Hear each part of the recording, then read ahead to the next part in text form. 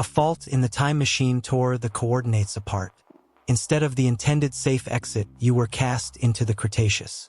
The transfer was an accident, and now you stand in a world where every motion is a signal, and the signal means death. The shadow runs faster than you. Long, skeletal, sharpened like a spear, it stretches across the limestone ridges, slips into the dark between conifers, and returns again, cutting through the light like a warning. You don't yet see the body, only the outline, only the proof that this world is saturated with pursuit. The air is resin-thick, heavy with dust and pine. Needles fall onto your helmet, scratch across the visor. Beneath that slow rain, a rhythm grows clearer, measured impacts quick and elastic. It isn't wind. It isn't your heartbeat. It is the tapping of claws, precise, unbroken. Velociraptors, they do not strike blindly. They wait, trailing you in silence, compressing distance with patience instead of speed. You imagine them already there, their narrow snouts lifting toward the wind, their eyes fixed not on you but on the arc of your movement. Each shadow that flickers between the trunks, each ripple of grass feels like a signal of their presence. Your body tightens, demanding to move, to flinch, to run. But you know, one wrong gesture and the hunt begins. Behind them, others stalk differently. Dromaeosaurids, larger frames, heavier tails, the rhythm of their pursuit carrying farther in the air. They are not the quick flash of a raptor's leap. They are weight gathering, inevitability measured in muscle. You do not need to see them fully to know they are there, listening, calibrating your existence by the sound of your steps. And higher still, in the branches, Troodon eyes glint. They do not chase. They measure. Their vision seems to pierce every gap, every hesitation in your pace.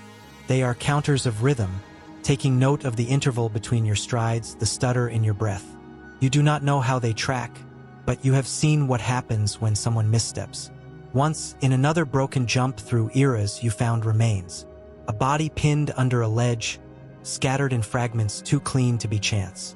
Not torn in a frenzy, not crushed at once. Taken in pieces. First, the sound of footsteps betrayed the rhythm. Then the counters began. And once the sequence was wrong, when a runner faltered, the pack moved as one. The shadow running ahead of you now is not alone. It is multiplied, refracted across the landscape. One shadow becomes two, two becomes six, all folding over one another until the ground itself seems to ripple with hunters. And you understand, this world has no silence. It only waits for motion. Your visor fogs with breath. You dare not wipe it. Even the smallest gesture might feed the pattern they're waiting for. You hold still, but your muscles twitch inside the suit, craving release, aching to flee. The thought carves into you, sharper than hunger. How long before stillness becomes its own betrayal? Somewhere in the distance, a pine trunk cracks, not from wind, but from weight.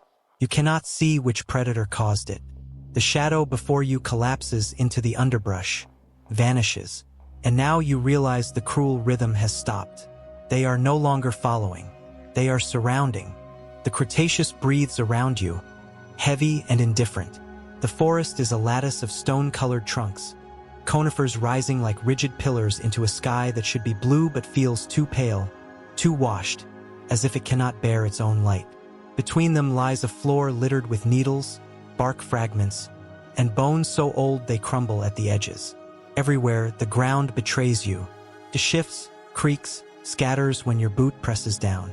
Even when you try to step lightly, the visor amplifies the sound until it feels deafening. The suit that keeps you alive also damns you. It magnifies your presence. You are a beacon in a landscape that feeds on movement. Insects skim the air, not delicate but armored. Their wings strike the helmet in metallic taps, each one threatening to mask the softer rustle of predators closing in. The air itself feels viscous, thick with resin and spores, hard to breathe through filters already clogged with dust. Each inhalation echoes inside the helmet, and you wonder if the sound leaks outward, if it joins the rhythm the hunters are already measuring. Velociraptors prefer cover. They move low, weaving their bodies through brambles and tall ferns. You rarely see them whole, only parts. The sway of a tail, the sliver of a jaw, the glint of a sickle claw flashing for a moment before vanishing. They rely on the illusion of absence. You feel their patience pressing against you, as if the forest itself were holding its breath in tandem with theirs. The Dromaeosaurids carry a different gravity. When they shift, the forest acknowledges it. Branches dip, needles cascade, stones dislodge. You can sense them not by sight but by displacement, the way air currents alter, the way birds abandon higher perches all at once. Their mass is a pressure in the atmosphere, like thunder gathering without clouds. Troodon are the quietest of all.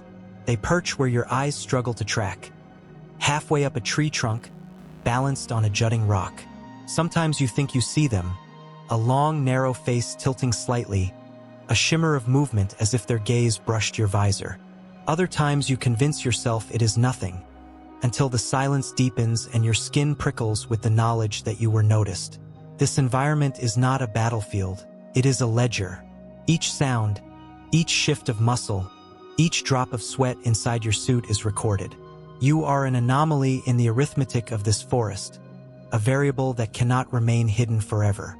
And yet, it is not only predators that tighten the noose. The world itself is hostile. The heat presses into your suit, forcing your pulse upward, each throb threatening to spill into a visible tremor. Resin drips from the trees in amber streams, thick enough to catch a limb if you brush too close. The ground dips suddenly into gullies, where shadows stay damp, inviting you to misstep, to stumble, to give the waiting eyes their signal. The Cretaceous is not built for hesitation. To stand still too long is to become part of the forest floor, buried in needles, wrapped in roots. To move too quickly is to become a target, the one sound out of place in a system that erases mistakes. You understand now why the shadow ahead ran so swiftly, so desperately. It was not merely fleeing, it was obeying. Somewhere in this hostile balance, rules exist.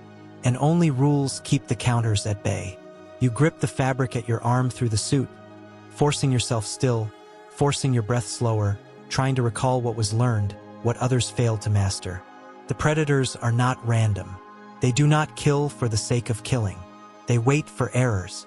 Errors that, here, are measured in footsteps. You are not the first intruder in this age. Others tried. Others failed.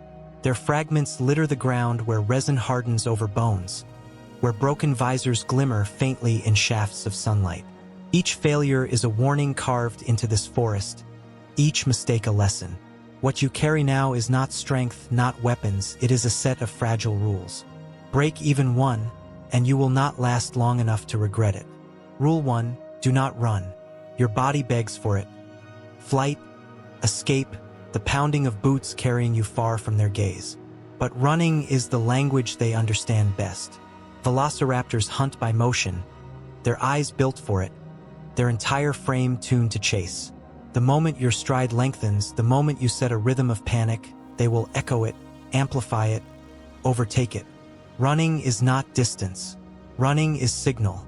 If you forget this rule, your flight will only deliver you directly into their claws. Rule 2. Freeze when the counters begin. Troodon eyes never blink when they lock on you. They wait. You feel it as a weight pressing into your chest, an awareness that grows unbearable. When their counting starts, you must become nothing. No step, no breath more than a whisper, no twitch of a finger inside your glove. To freeze is to vanish from the rhythm they are measuring. To falter, even by half a beat, is to confirm your place in their tally. And when the tally is complete, they strike with precision, not frenzy. Rule 3. Keep the visor forward. The forest whispers at your periphery. Shadows darting, leaves trembling, phantom motions that demand you turn. Do not. The suit's visor is your single barrier. Its forward arc the only truth you can control. The moment you whip your head to chase a flicker, the reflection glints, and the predators learn where your gaze rests. Velociraptors exploit this instantly, circling into blind angles. If you betray your focus, they own your edges. Your visor must be your compass, straight ahead, unyielding. Rule 4. Never break the silence with your own noise. The suit groans, the filters hum, The fabric shifts against your skin. Already you are too loud. You cannot afford more. Speech is a betrayal. Metal striking stone is an invitation. The forest is not silent. It is balanced. Insects whine, resin drips, leaves sigh, but all in measured tones. A single mistake in volume, one exhalation too sharp, and you are the lone discord in a perfect system. And discord is devoured. Rule 5. Respect the perimeter. The predators do not strike immediately. They form a ring. Shadows at the edges, weight at the rear, eyes above. That circle is a living equation, calibrated for your collapse. If you step too far toward one flank, you break symmetry, and the ring snaps shut. The only survival lies in acknowledging the perimeter, never pressing outward as though escape were possible. Escape is the lie they cultivate. To believe in it is to step exactly where they want you. Rule 6. Remember that stillness is temporary. Freezing saves you only in fragments. Too long and the environment turns against you. Heat builds, muscles cramp, your lungs scream for a deeper breath. When that happens, your body will betray you with involuntary movement. The predators wait for this as much as they wait for running. You must learn the rhythm of stillness. Hold, then shift slowly, carefully, as though your bones were made of stone. To stay still forever is impossible. To move without breaking the rhythm is survival. The rules are not promises. They are not shields. They are thin strands stretched over an abyss, the only thing between you and the inevitability of teeth. But you have nothing else. You adjust your breath, steady your visor, sink into the rhythm of silence. For a moment, the forest feels bearable, as though obedience might be enough. Yet beneath that fragile calm, you sense a truth you cannot ignore. The counters are patient, the shadows are closer, and rules, no matter how sacred, were made to break. You try to hold the rules like a litany inside your skull. Do not run. Freeze. Keep the visor forward. No sound. Respect the perimeter. Stillness is temporary. Over and over, you repeat them, forcing the words to anchor you as the forest presses closer. But repetition cannot stop the body. The body has its own demands. Your knees lock, trembling under the weight of forced stillness. Each second is a grinding stone, wearing down the fibers of muscle, filling them with fire. The visor fogs again, thin streams of sweat dripping down the inside glass. You want to wipe it, but Rule 3 binds you. Keep the visor forward.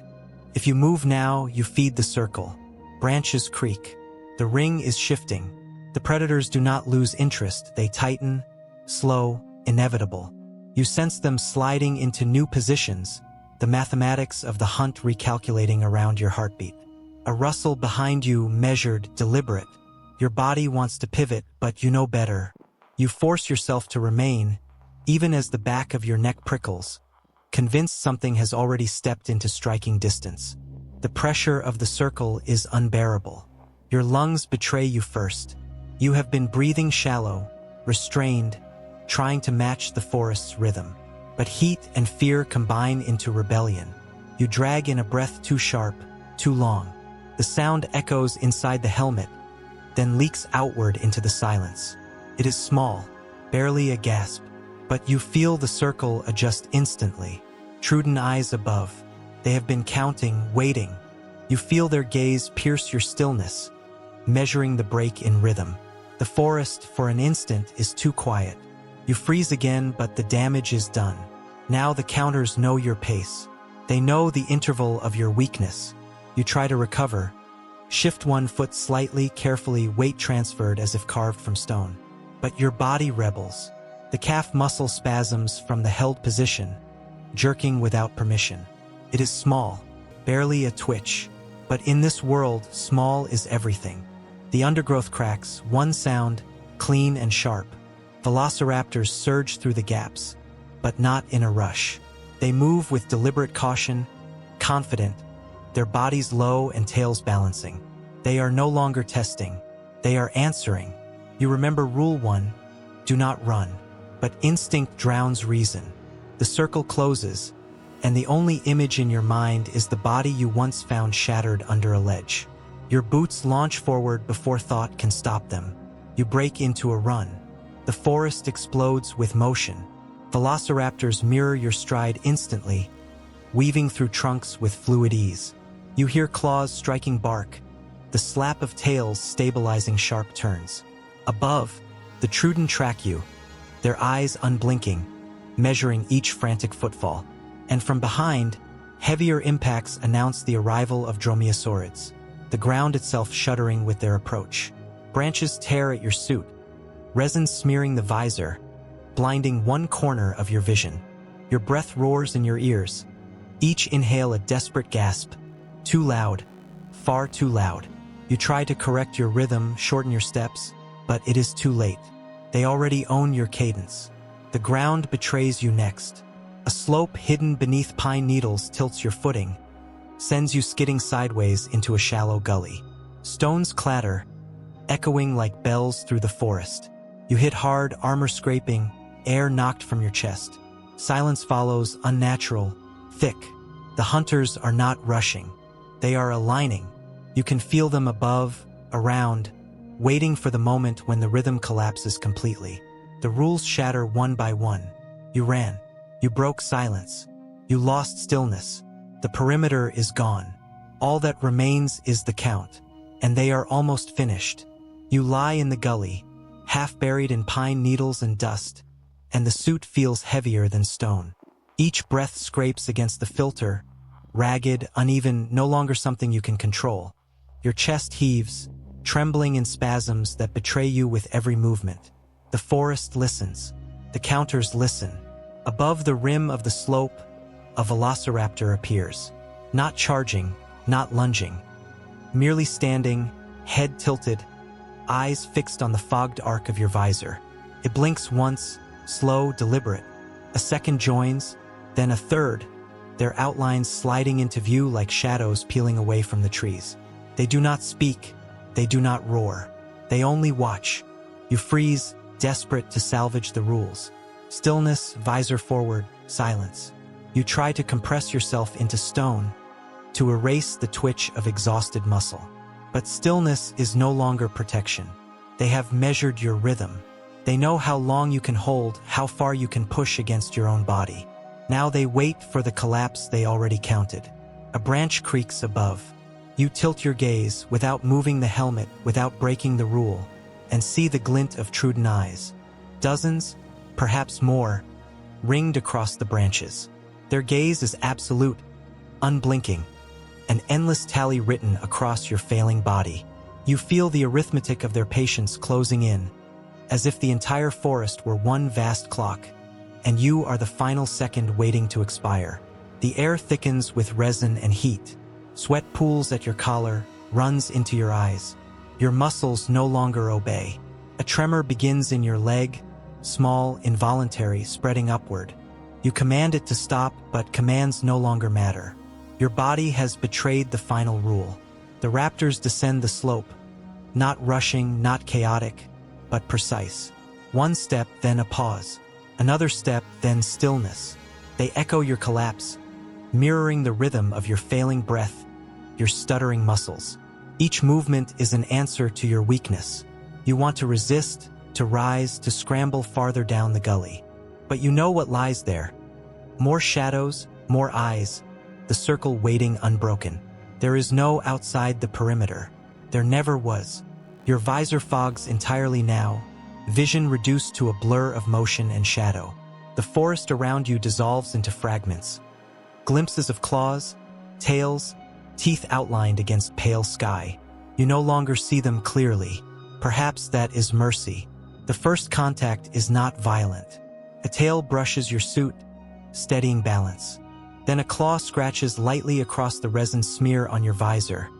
A test, not yet a strike. They are not killing. Not yet. They are confirming what they already know, that you are finished, that the rhythm is broken beyond repair. Your breath tears out of you in a sob of air, loud, uncontrolled. The sound reverberates inside the helmet, bounces against glass, spills outward. The counters above freeze for one instant, as though savoring the note. Then the silence collapses. The forest erupts. Shadows converge from every angle. Raptors weaving low, Dromaeosaurids breaking trunks with their weight, Troodon eyes never shifting as they mark the cadence of the assault. You cannot track them all. You cannot even track one. They dissolve into the environment, a storm of claws and breath and weight. Your last thought is not fear but recognition. The rules were never meant to save you. They were a delay, nothing more. A fragile pattern that bought you fragments of time until the predators completed their count. And now the count is done. The forest swallows the sound of you, and only the rhythm of claws remains.